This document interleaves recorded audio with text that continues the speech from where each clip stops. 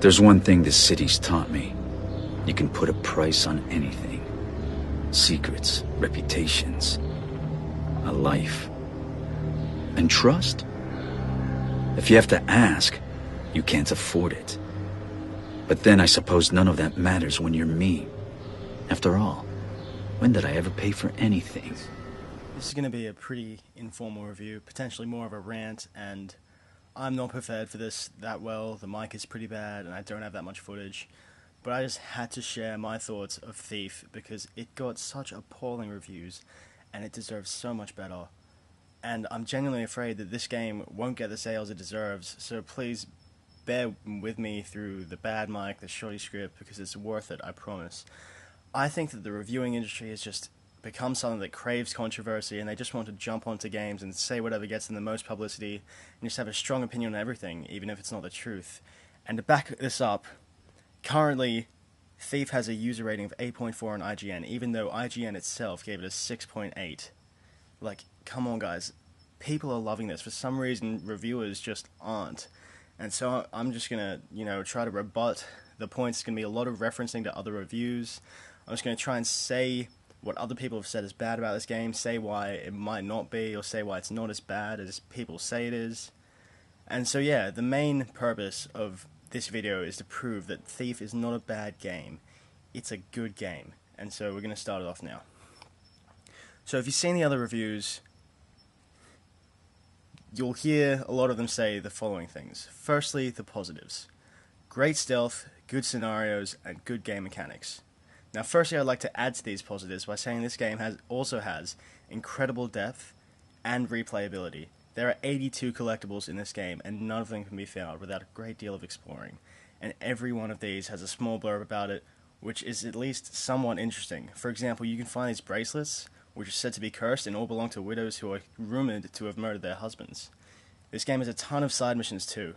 It's also a very long game that you can complete in a number of ways. While you don't have the ability to drive the story, you do have the ability to choose exactly how you want to progress through it. Different playstyles give different rewards, and you'll likely want to do both. The level of choice in this game rivals that of Deus Ex and Dishonored.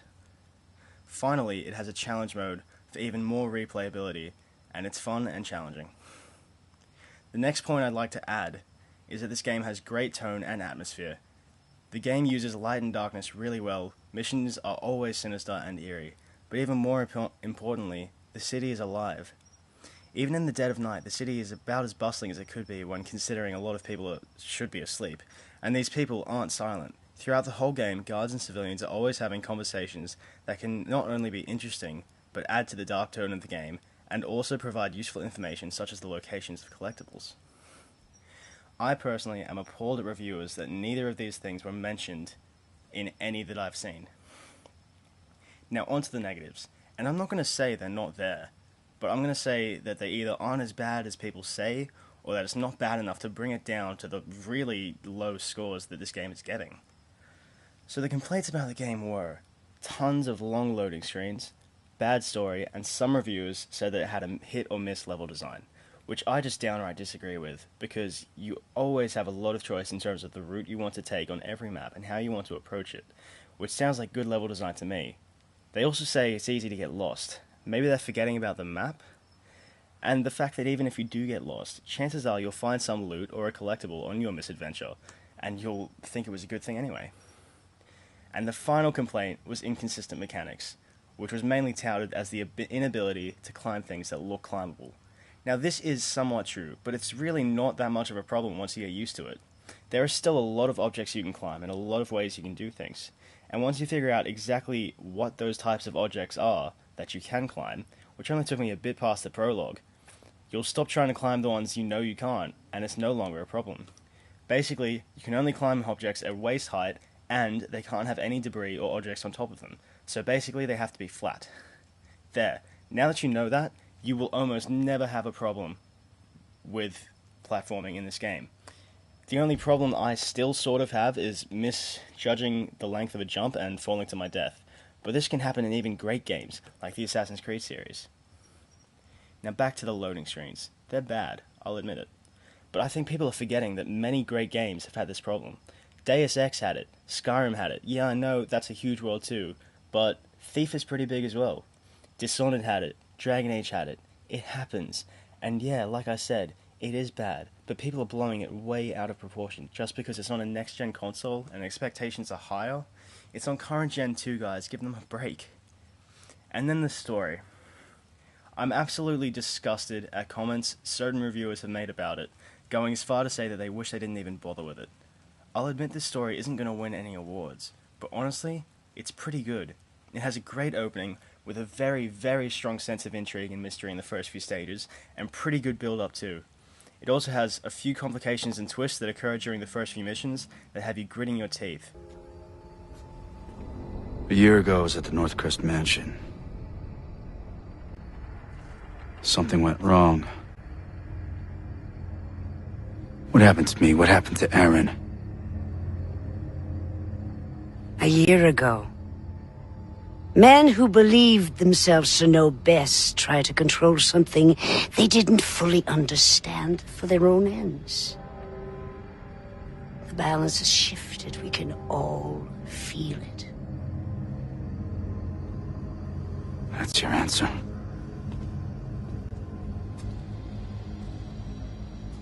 When my beggars found you after the accident, they thought you were dead. But you were not dead. So we healed your broken body and brought you from the city to keep you safe while we waited. But then, just after the gloom started, something began to wake you. It was time for you to return home. This city grows sick. It will tell you all in time, if you choose to listen.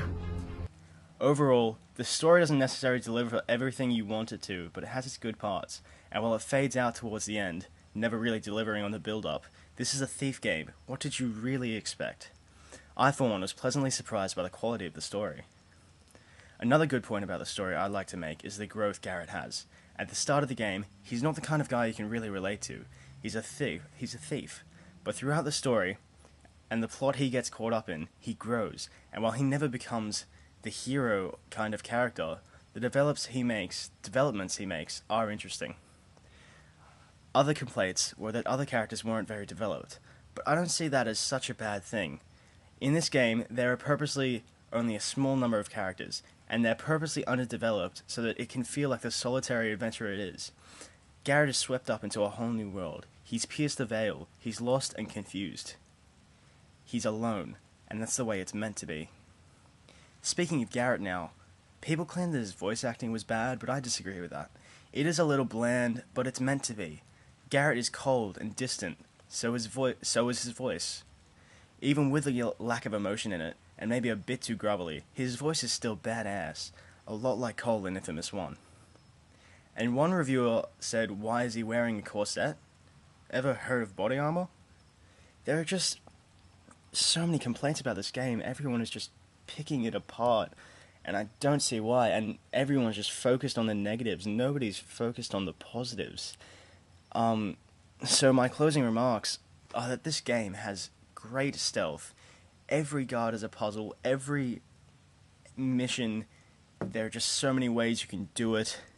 Just so much you can do. It has good mechanics, has choice, at least in the sense of gameplay. Like I said, there are so many different ways you can do things. You can do it stealth in the open. You can do it stealth by staying and going through small corridors, whatever you want. You can kill everyone in your sight. You can create distractions. There's depth and replayability. There's challenge mode. There's collectibles. Again, the choice is going to want you to play it a lot more. There's side missions. There's great tone and atmosphere. You really feel a part of the city. You feel the darkness. You feel the mystery. You feel all of it. And Garrett is badass. And then even more than that, you feel like a badass playing this game. And now to the negatives. It's not an insanely standout story. There's bad loading screens and no standout characters aside from Garrett. But now I'm going to leave it to you before I tell you my personal score of the game. Look at the positives and the negatives right now and tell me your own score. Now, I'm going to read your mind and tell you it's better than a 6.8. It's better than 3 stars. It's better than the reviews you're getting. My score for this game is 8 out of 10. It's a good game. It's a solid game. And like I said, I still just cannot understand why people are reviewing it so badly. And I urge you guys to just give this game a chance. Go rent this game if you have to. But please, play this game. I really urge you to get this game. I'm not getting anything out of this in terms of a money sense.